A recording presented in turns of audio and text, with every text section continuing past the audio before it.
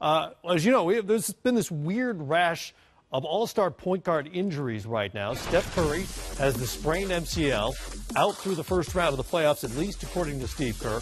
Kyrie Irving, knee surgery to address the irritation in his knee. He'll be reevaluated right around the start of the postseason. And John Wall, who is closer to returning, now had a couple of full practices after missing 25 games following arthroscopic knee surgery. Griff, do you make anything of this in terms of a trend? Is this a coincidence, or is there something behind all these happening at once? Well, GP was talking, we were talking off the air, and he has a theory that I think applies to all of these injured players, not just the point guards. But I think one of the things that really stands out to me about these guys and what you were talking about on the defensive end in particular, CP also missed a great deal of time, and he wasn't included in that. Marcus Smart has missed a bunch of time, and he wasn't included in that. Right.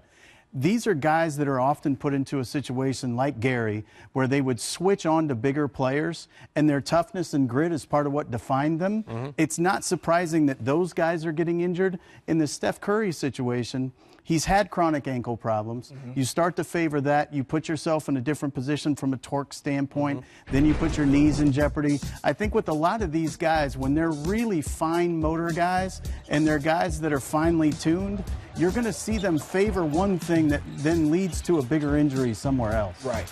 And then you could tell, like, when Tim Hardaway. You remember when Tim Hardaway had his knee injury and he favored it a lot, and then all of a sudden the other knee blew. Right. It's about, I think that when you go in and work hard and lift weights and get yourself stronger and get everything else stronger and continue to play and do that, I think, don't think about the injury. You got to go out there and play. To me, you got to go out there and play and get stronger at that injury. I think when you go and work on it every day and make sure that you don't get hurt with that, it won't happen. And nowadays, a lot of these kids, you know, they want to take a lot of time off. That's the way it goes right now. You want to take time off. I think you should play. I think you should always play.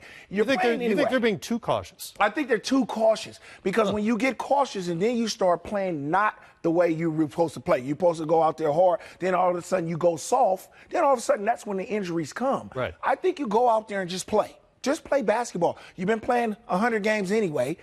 You can get hurt doing 100 games. Sure. Go out there and just play basketball and just think about nothing else but just playing, and I think you'll be fine.